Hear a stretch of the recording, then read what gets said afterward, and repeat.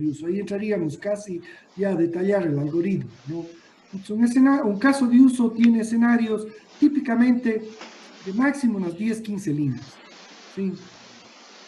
Eso me refiero al principal, el alternativo también unas 10, 15 líneas, etcétera. ¿No? Vean que el flujo alternativo que acabamos de describir con el compañero no tiene más de 5 líneas.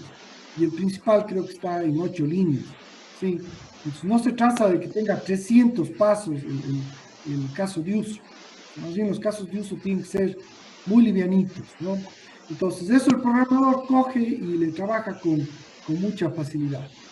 No incluir como caso de uso las operaciones de mantenimiento sobre objetos de negocio, o sea, lo que son mantenimiento de clientes, por ejemplo, creación, modificación, eliminación, etcétera, consulta del cliente, del ítem, eso de ahí típicamente no se escriben como casos de uso.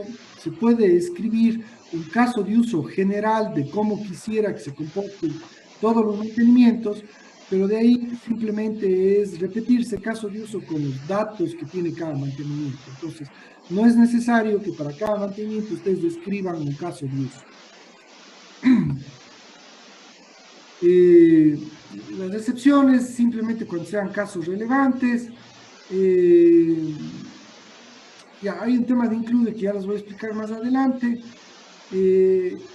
Y esto es un ojo importante, los casos de uso, cuando ustedes hacen la descripción del flujo, ustedes describen actividades funcionales, ¿no? Es decir, un caso de uso del sistema que tiene una descripción funcional del sistema.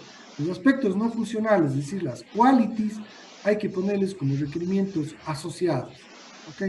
Los requerimientos asociados en el caso de uso. Ok, hay una forma de representar gráficamente todos los casos de uso del sistema, que además es muy interesante para ayudar a clarificar cuándo tengo yo una extensión, cuándo es una excepción, todo ese tipo de cosas, ¿no? Y les voy a explicar ahora en esta clase, ¿no?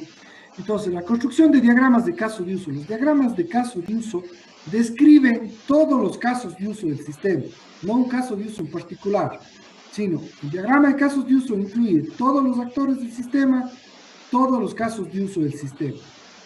¿Qué actividades típicas se tienen? Identificar los límites del sistema modelar. Ustedes ya tienen identificados los límites del sistema, porque en el diagrama SR ustedes ponen esa línea discontinua que describe el borde del sistema. Por tanto, tienen ya clarísimamente identificado el límite del sistema modelar. La faceta de sistema está completamente descrita. La faceta de usuarios está completamente descrita, si consideramos la teoría del Klaus Paul. ¿Ok? Entonces están identificados los actores, están identificados los límites del sistema, están identificados los casos de uso. ¿Por qué? Porque para ustedes los casos de uso son cada objetivo, cada tarea, cada proceso que ustedes tienen dentro del sistema. O sea, lo que está descrito como objetivos, como tareas y nada más. Los objetivos y las tareas son para ustedes casos de uso. Las qualities son requerimientos asociados y los recursos pueden o no ser casos de uso. Cuando me refiero yo a un recurso físico como la factura física, eso no es un caso de uso. Pero cuando me refiero al recurso como un proceso, ¿okay? Cuando yo digo, de hecho no, porque para yo poder crear la factura tengo que hacer un procedimiento de emisión de la factura, y eso es una transacción que se traduce en un caso de uso. Los recursos típicamente tampoco son casos de uso. Entonces, lo que son tareas y objetivos deben ser descritos y son para ustedes casos de uso. ¿Okay? Entonces, fíjense ustedes que al hacer lo que hemos hecho en la descomposición SR y hemos identificado los límites del sistema, los actores involucrados, los casos de uso que tenemos del sistema y estamos identificando las relaciones de actores y casos de uso. Pero eso hasta cierto punto. Estamos diciendo qué casos de uso llaman a qué otros casos de uso, qué actores utilizan qué casos de uso. Pero no estamos diciendo si unos casos de uso están incluidos o son digamos, si es que yo tengo llamadas a otros casos de uso o si son escenarios alternativos dentro del mismo caso de uso. ¿Ok? Pues fíjense que en este caso dijimos que, por ejemplo, la selección de la forma de pago y el cobro son casos de uso que nosotros llamamos desde el caso de uso principal, pero el registro del cliente lo hemos registrado como un escenario alternativo. Sí, está dentro del mismo caso de uso como un escenario alternativo, que luego llama a un mantenimiento. ¿Ok? Entonces, digamos que este paso 1, 2, 3 y 4 están los tres primeros completamente descritos y el cuarto un poquito adelantado en el diagrama de SR que hemos hecho. Ahora, existe dentro de la teoría del UML, porque aquí voy a hablar un poquito, nosotros, sobre todo el semestre que viene en Ingeniería de Software 2, vamos a utilizar un lenguaje, una notación de modelado que se conoce como UML. El UML es el Unified Modeling Language, el lenguaje unificado de modelado. ¿Por qué se llama lenguaje unificado de modelado? Porque unifica la teoría que tenía tres autores, que era el Jacobson, el Rumbach y el Boch. Ok, entonces estos tres autores habían descrito escenarios de distintas maneras, habían descrito distintos tipos de diagramas de interacción, etc. Y un día de eso se juntaron y dijeron, oye, ¿por qué no tratamos de crear una teoría común que unifique todos los diagramas de modelado que nosotros tenemos? Y ellos crearon el UML. Entonces, el UML tiene un primer tipo de diagrama que se llaman los diagramas de caso de uso. Y eso es lo que nosotros vamos a ver en unos 20 minutos en esta clase. La primera cosa que tienen los diagramas de caso de uso es una cosa que se conoce con el nombre de límites del sistema. En este caso vamos a hacer un ejemplo de un cajero automático de un banco. ¿Ok? Entonces, fíjense que para yo delimitar el sistema en UML, en los diagramas de caso de uso, utilizo este rectángulo, ¿no? Este rectángulo que tiene una sola pita en la parte superior y el nombre del sistema, ¿no? Entonces, digamos que este diagrama, este rectángulo, reemplaza a los puntos suspensivos que ustedes tienen en el diagrama SR, ¿sí? También describe el límite del sistema. Ustedes pueden ponerle el nombre al sistema como ustedes quieran llamar, ¿no? Puede ser, no sé, sistema de facturación, o puede ser sistema de gestión administrativa, como ustedes quieran darle el nombre, ¿no?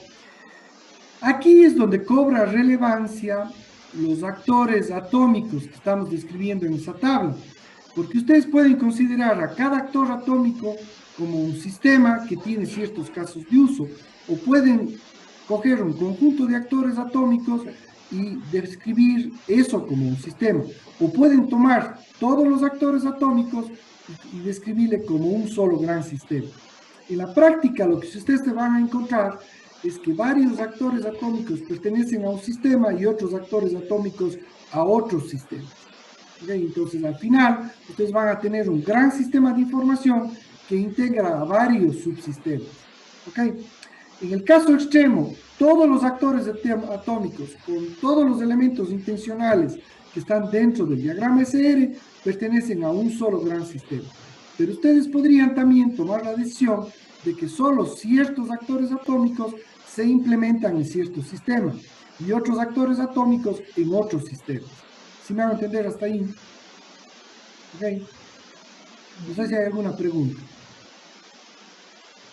Ya.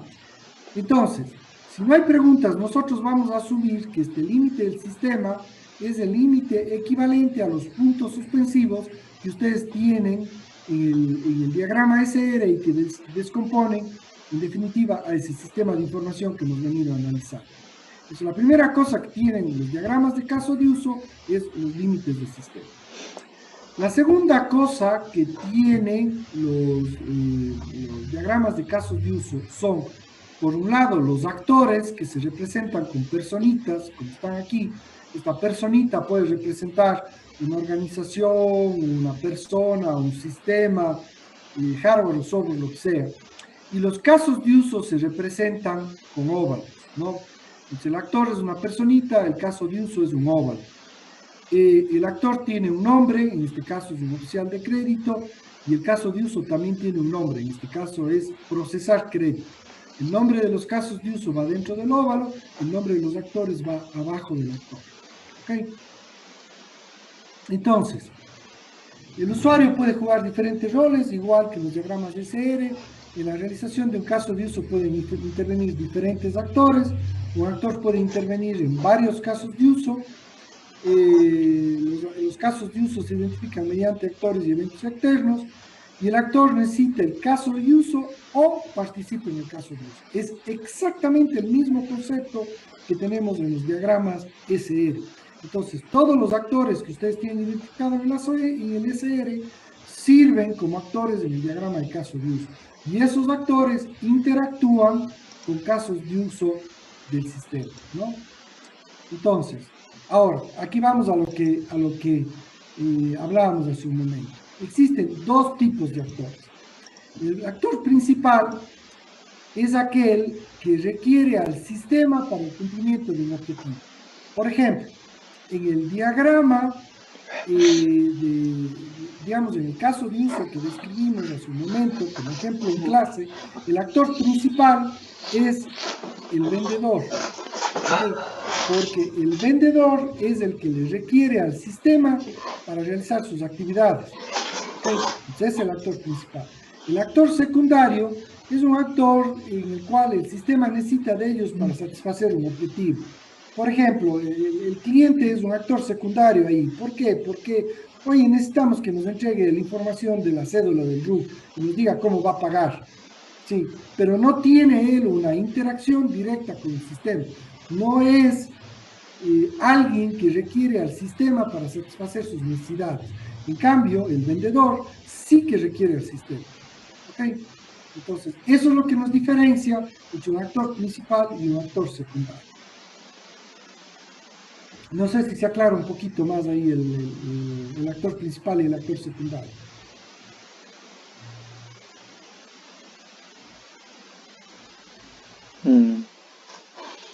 Sí, profesor, bueno, eso vendría a ser más dependiendo a la dependencia, o sea, a la dirección de la dependencia en sí.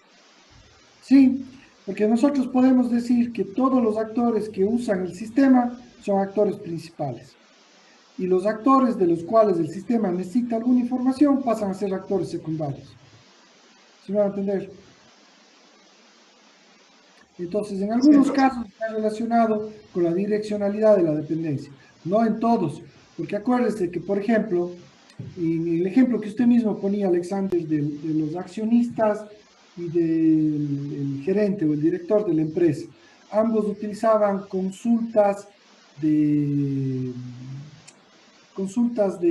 para el uno para ver, para validar, en definitiva, las acciones estratégicas asumidas por el gerente y el otro para tomar decisiones. ¿Ok? Ambos interactúan, sí, no es un buen caso, porque ambos interactúan con el sistema para obtener información. Ambos necesitan del sistema. En ese caso, ambos son actores principales. ¿Ok? Pero podría haber un caso, por ejemplo, el cliente respecto al sistema de información. El cliente respecto al sistema de información a lo mejor no utiliza una funcionalidad específica, ¿no? Sí, pero está ahí en el contexto del sistema de información para algo. Okay, necesita la factura. Sí, entonces el cliente va a recibir la factura que sale del sistema, pero no es una interacción directa con el sistema, por tanto ese pasa a ser un actor secundario. El que verdaderamente interactúa con el sistema es el vendedor, que es un actor principal. ¿Ok? Entonces ahí está la fina línea entre el uno y el otro. Ahora bien, los actores y los casos de uso en los diagramas de caso de uso interactúan con asociaciones. Las asociaciones se describen con una línea. Antes de la versión OML 1.2, lo que era el OML 1, el 1.1, etcétera, había que poner unas flechas, ¿no? A partir de la versión OML 1.2, esas flechas se eliminaron. ¿Por qué digo esto? Porque si a lo mejor ustedes van a ver en internet algún diagrama de caso de uso, a lo mejor se encuentran con algunos en los que las asociaciones tienen flechas. Sí, sepan que eso está ya eliminado desde la versión 1.2, Creo que el UML en la actualidad está en la versión 3, me parece, o 2 punto algo. Eso se le ve en la omg.org, en la dirección que les di el otro día. ¿Ok? Entonces, con eso de ahí, hay que decir que hay además 3 tipos de relaciones. Las relaciones de inclusión, las relaciones de extensión y las relaciones de especialización. Estas son relaciones entre casos de uso. ¿Ok? Entonces, un caso de uso base, o lo que podemos llamarle un caso de uso principal, incorpora explícitamente el comportamiento de otro en algún lugar de su secuencia. O sea, un caso de uso incluye a otro cuando en alguna de las secuencias necesita el comportamiento de ese caso de uso, ¿no? Es lo que nosotros hacíamos en la descripción del caso de uso de hoy día. Por ejemplo, cuando seleccionábamos la forma de pago o cuando realizábamos el pago, nosotros incluimos otros casos de uso. Sí, les llamamos a esos casos de uso. La extensión es, en cambio, los flujos alternativos. Un caso de uso base incorpora implícitamente el comportamiento de otro caso en lugar especificado indirectamente por este otro caso de uso. O sea, en definitiva, ya vamos a ver que la extensión es cuando yo utilizo un flujo alternativo. Y la especialización cuando un caso de uso hereda el comportamiento de otro. Ya vamos a ver ejemplos, ¿no?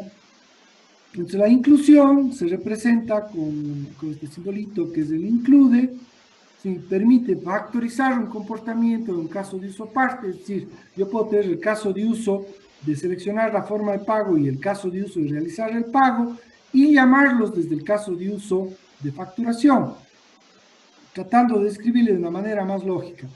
Si X incluye a Y, Y siempre se realiza cuando se realiza X, es decir, cuando yo llego al paso 3, tengo que llamar la selección de la forma de pago. Cuando llego al paso 4, cuando llego al paso 5, tengo que llamar la transacción de cobro. ¿Okay? Entonces, siempre que yo ejecuto el caso de uso facturar, llamo a esos otros casos de uso. Eso es la inclusión.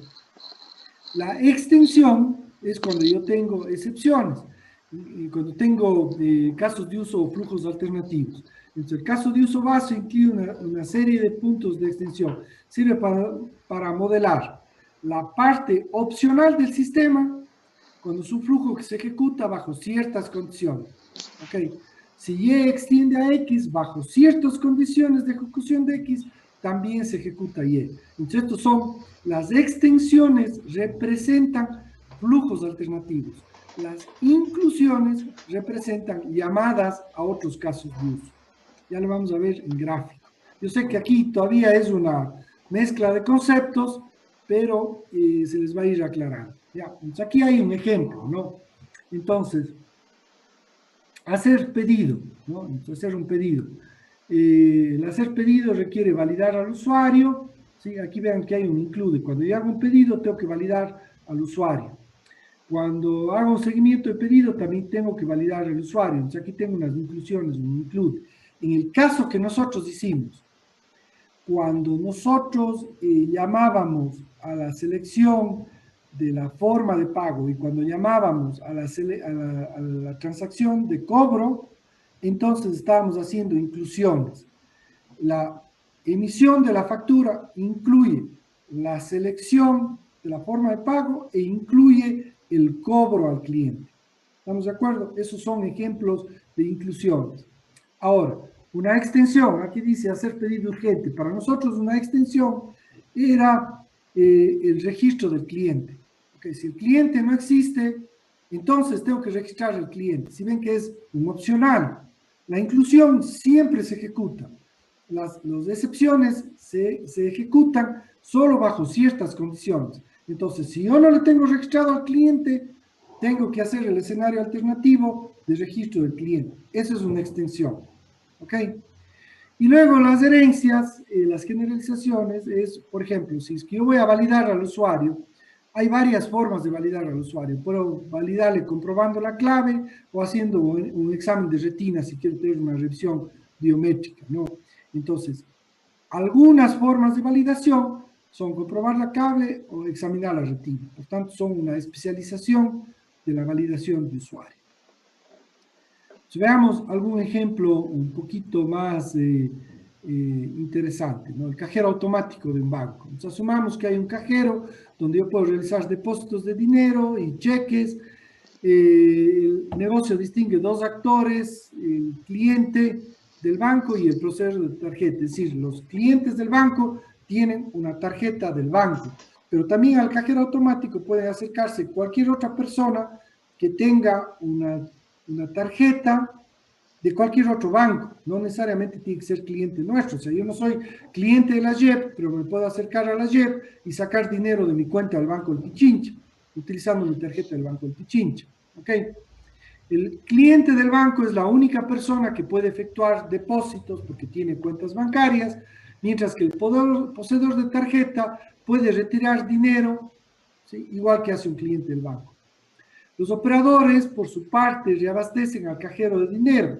Entonces, tengo una persona que opera el cajero, que cada día viene y coloca dinero en el cajero, y también desbloquean tarjetas que pueden haberse dejado en el cajero por parte del usuario. No sé si a ustedes les ha pasado, a mí me ha pasado varias veces que tengo la cabeza en las nebulosas.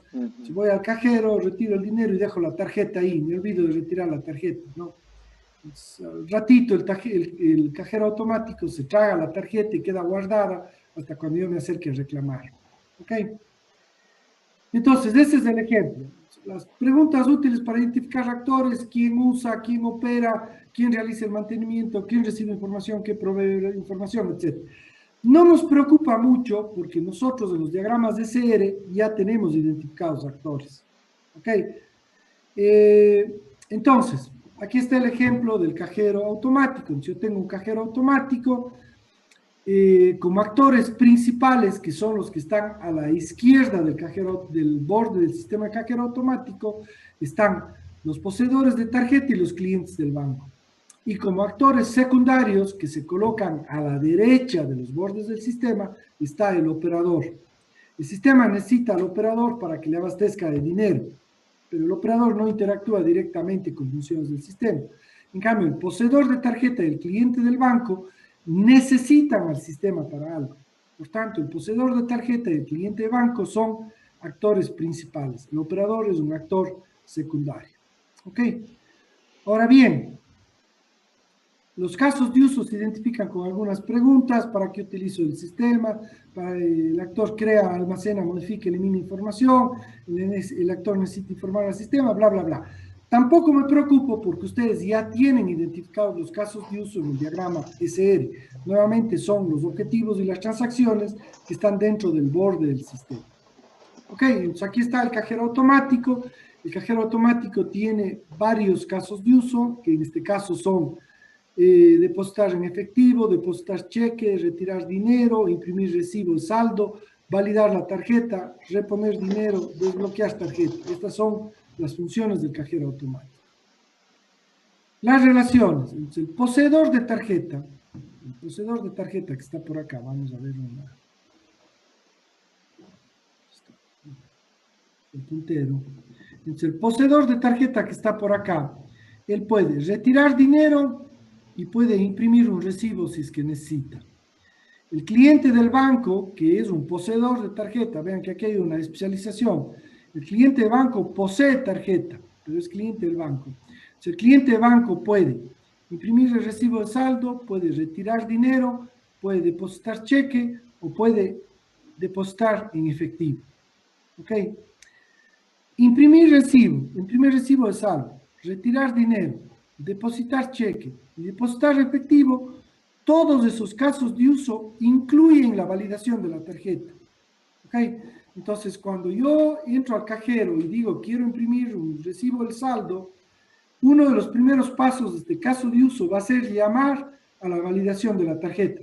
Es un poco lo que decía hace un momento nuestra compañera María Chagui, que decía, oiga, si quiero validar la cédula, entonces tengo que llamar al caso de uso de validación de cédula, ¿no? Entonces, cuando yo retiro dinero, llamo a validar la tarjeta de crédito, la tarjeta de cajero. Cuando deposito un cheque, valido la tarjeta. Cuando deposito efectivo, valido la tarjeta. Entonces, este caso de uso, para no tener que describir estos pasos en cada uno de los otros casos de uso, lo que hago es factorizar este caso de uso y describirle como un caso de uso adicional que se incluye mediante una llamada en los otros casos de uso. ¿Me entienden hasta ahí? ¿Estamos claros? Ahora bien, la extensión, cuando yo retiro dinero, necesariamente cuando retiro dinero, imprimo el recibo del saldo. Esa es una extensión. ¿Ok? O no necesariamente, es una opción. Cuando yo retiro dinero, puedo decir, o el cajero me pregunta, ¿quiere imprimir recibo o no? Si yo le digo sí, me imprime el recibo. Si le digo no, no me imprime el recibo. Entonces, fíjense que la impresión de recibo puede ser descrita como un flujo alternativo en el retiro de dinero. Entonces, cuando yo estoy describiendo el caso de uso de retirar dinero, llego a un paso en el que retiro el dinero y termino. Pero también puedo decir, en el paso penúltimo, ¿quiere imprimir un recibo o no? Si es que quiere imprimir un recibo, entonces eso le describo como un flujo alternativo, ¿no? Como un flujo secundario o un flujo alternativo. Profe, Las extensiones son flujos alternativos, las inclusiones son llamadas a otros casos de uso. ¿Ok? Y bueno, el operador tiene dos casos de uso que son reponer dinero y desbloquear tarjetas. ¿Estamos claros? Sí, una dudita nomás. En este caso, imprimir recibo se refiere a solo cuando ya hice una transacción o a cuando, por ejemplo, es típico que puedo ir al cajero solo a ver cómo está mi estado de cuenta y me pregunta si imprime el recibo. Le pregunto porque, por ejemplo, el imprimir recibo se le da la opción solo cuando ha hecho alguna transacción. Entonces, técnicamente, según yo, no debería estar relacionado directamente con el cliente porque no puedo coger y solo imprimir el recibo porque no he hecho nada. Aquí le está dando las dos opciones. El poseedor de tarjeta puede imprimir el recibo de manera directa o, el caso de uso, retirar dinero en uno de los pasos como flujo alternativo, le llama imprimir recibo. Pero para retirar dinero esta es una opción, no es una obligación. ¿Sí van a entender? Si el que la persona que está retirando dinero dice, sí, sí quiero imprimir, entonces se imprime el recibo. Si es que dice, no, no quiero imprimir, no se imprime el recibo. Entonces, la extensión es opcional, por tanto es un flujo alternativo. Es lo mismo que cuando describíamos el caso que estuvimos trabajando hace un rato con Alexander, cuando decíamos si queríamos que no me acuerdo qué fue, si queríamos que ¿cuál fue la extensión que le pusimos? El registro del cliente, ¿no? Decíamos, ¿quiero registrar el cliente o no? Sí, si quiero registrar el cliente, entonces llamo al caso de uso registrar el cliente. Sí, entonces cuando yo tengo algo alternativo, que es un O en el diagrama SR, que es por tanto un flujo alternativo, eso le llamo yo como una extensión. Cuando es algo que no es alternativo, que no es opcional, sino que tiene que ejecutarse necesariamente, utilizo una inclusión, como es este caso la validación de tarjeta. Si yo no valido la tarjeta, no puedo completar ninguno de los otros casos de uso. No sé si el señor Valverde si con eso se aclara. Bueno, yo no, más bien, eso sí le tenía claro, sino más bien me iba por la pregunta más bien era si es que la línea entre cliente, banco y imprimir recibo saldo, más mi duda era si en caso de que no existe esa relación, se querría decir que el imprimir recibo de saldo solo sucede cuando se realiza alguna transacción, por ejemplo, retirar dinero o ver el saldo, por ejemplo. Pero en este caso, como Exactamente. si está relacionado, puedo decir, hago eso directamente, sin necesidad de otro caso de uso. Exactamente, lo que usted acaba de decir es totalmente correcto. O sea, como yo tengo una asociación entre el cliente del banco y el imprimir recibo, lo que quiere decir es que el cliente del banco puede acercarse al cajero y solamente imprimir el recibo. ¿Ok? Si no hubiera esta línea aquí, entonces el cliente del banco solo pudiera retirar, depositar en efectivo o depositar en cheque. ¿Sí? Ahora, también desde el caso de uso retirar dinero, opcionalmente yo puedo imprimir el recibo. ¿Sí? Esa es la extensión. ¿Ok? Entonces, cuando el caso de uso llama a otro caso de uso de manera obligatoria, eso es una inclusión. Cuando el caso de uso llama a otro caso de uso de manera opcional, esa es una extensión. ¿Ok? ¿Entendido, mis estimados? Y esos son los diagramas de caso de uso. ¿Ok? Entonces, con los casos de uso que ustedes van a describir, me gustaría que le completen, y ahí termina ya lo de la teoría de este semestre y la teoría del trabajo de ustedes, que construyan un diagrama de casos de uso del sistema. ¿Ok? Con los casos de uso que ustedes documenten. ¿Sí? Entonces, con los casos de uso que ustedes documenten, van a construir el diagrama de casos de uso. O hagan al revés, primero construyan el diagrama de casos de uso y luego documenten los casos de uso que a ustedes les interesa que sean incluidos de ahí. Que en la clase anterior les describimos, perdón, que eran todo lo que eran procesos y transacciones, ¿no? Dijimos que lo que son consultas y reportes no íbamos a considerar y que los mantenimientos no se escribían con casos de uso.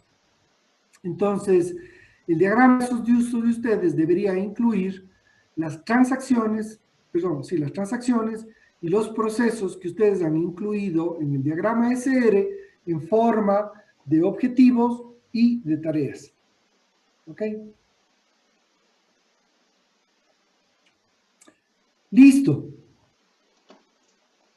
¿Queda claro? Sí, profe. Muy bien. Ya, mis estimados, creo que me falta subirles las transparencias al campus, ya les voy a subir, les subo inmediatamente terminando la clase, y la próxima semana revisaríamos sus casos de uso y sus diagramas de casos de uso, es decir, la clase del lunes y la clase del miércoles de la próxima semana son simplemente para discutir lo que ustedes han hecho, las dudas que tengan, ese tipo de cosas, ¿ok? Ya como teoría, ahí quedamos.